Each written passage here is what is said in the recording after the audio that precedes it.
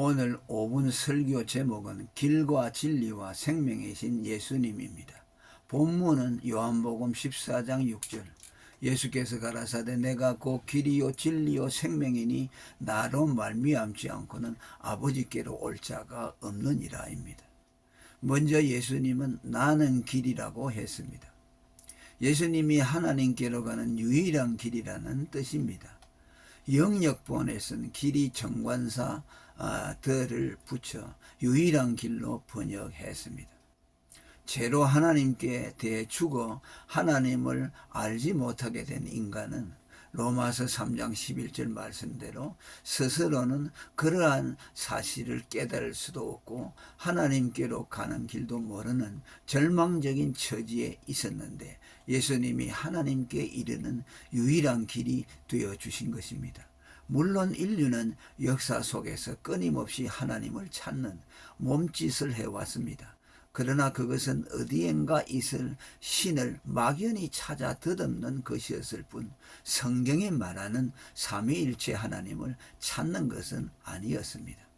그리고 그들이 겨우 더듬어 찾아냈다고 하는 신은 그들 자의로 만들어낸 잡신에 불과했습니다. 심지어 하나님이 선지자와 성경을 주신 이스라엘이 찾았다고 한 하나님 역시 삼위일체 하나님이 아닌 단일신 야훼였습니다. 그들이 이랬을진데 성경도 선지자도 없었던 다른 이방 민족들이야 삼위일체 하나님을 찾을 수 없었던 것은 지극히 당연합니다.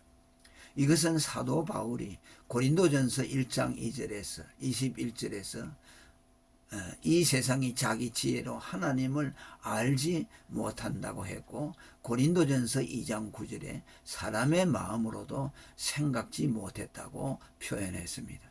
마태복음 27장 51절에서 예수님이 십자가에 운명하실 때 성소 휘장이 위로부터 아래까지 찢어져 둘이 된 것은 그의 죽음으로 하나님과 그 사이를 막았던 죄의 담이 철폐되어 하나님께로 갈 수 있는 길이 열렸고 죄인으로 하여금 그의 죽음을 밟고 하나님께 나아오도록 하셨다는 뜻입니다. 히브리 10장 19절은 그의 육체의 죽음을 하나님께로 가는 새롭고 산 길로 명명했습니다. 그러므로 형제들아 우리가 예수의 피를 힘입어 성소에 들어갈 담력을 얻었나니 그 길은 우리를 위하여 휘장 가운데로 열어놓으신 새롭고 산 길이요 휘장은 곧 저의 육체니라 라고 했습니다. 우리는 오늘 또 예수님의 죽음이 열어놓으신 그 길을 밟고 하나님께로 나아갑니다. 예수님이 나의 진리라고 나는 진리라고 했습니다. 여기서 예수님이 자신을 진리라고 한 건 역시 정관사 더가 붙어 유일한 진리라는 뜻입니다. 이는 오직 그를 통해서만 진리이신 하나님이 우리에게 알려지기 때문입니다.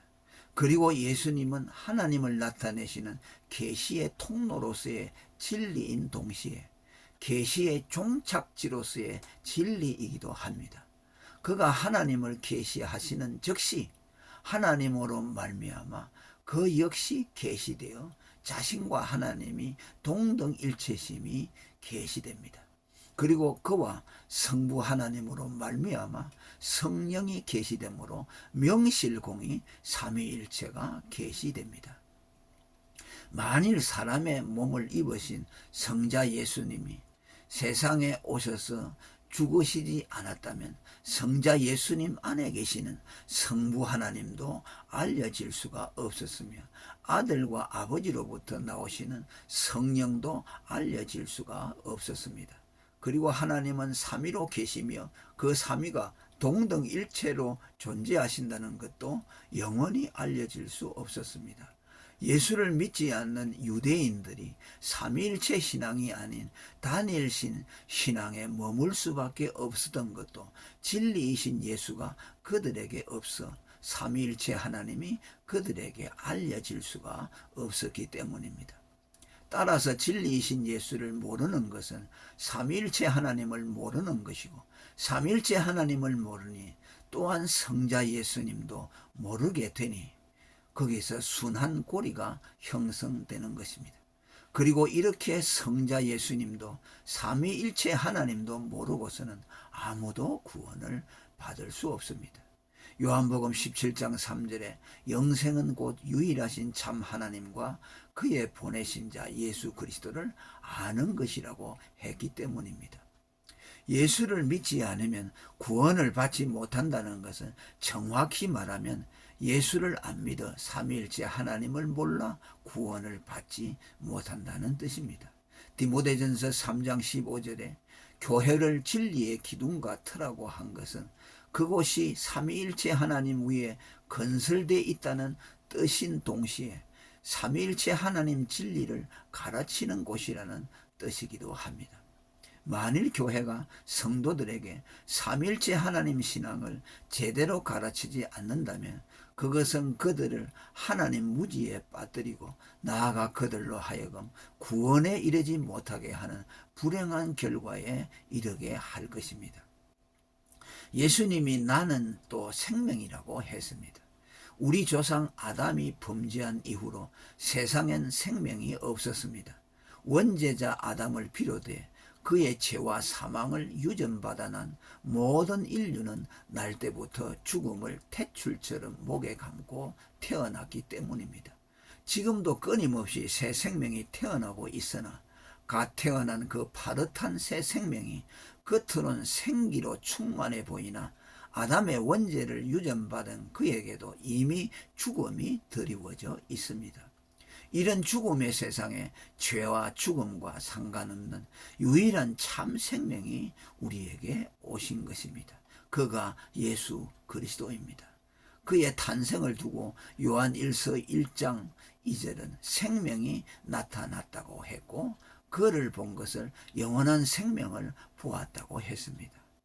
이 생명이 나타난 바 된지라 이 영원한 생명을 우리가 보았고 증거하여 너희에게 전하노니 이는 아버지와 함께 계시다가 우리에게 나타내신 바 된 자라고 했습니다.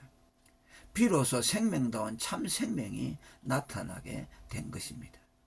그리고 그 유일한 생명이 오셔서 죽음 아래에 있는 죄인들에게 생명을 주셨습니다. 그런데 그가 죄인들에게 생명을 주신 방법이 독특합니다. 참 생명이신 그의 죽음을 그들에게 주심으로써입니다. 곧 그들을 대신하여 흠없는 참 죽음을 하나님께 죄삭스로 지불해 주므로 그들을 율법의 정죄에서 해방시켜 주었습니다. 요한일서 5장 12절에 아들이 있는 자에게는 생명이 있고 하나님의 아들이 없는 자에게는 생명이 없다라는 말씀은 사실 무죄한 아들의 죽음이 있는 자에게 생명이 있고 무죄한 아들의 죽음이 없는 자에게는 생명이 없다는 말입니다. 여러분은 그의 무죄하신 죽음을 여러분을 위한 대속의 죽음으로 받아들였습니까? 그러면 여러분은 사망에서 생명으로 옮겨졌습니다. 할렐루야.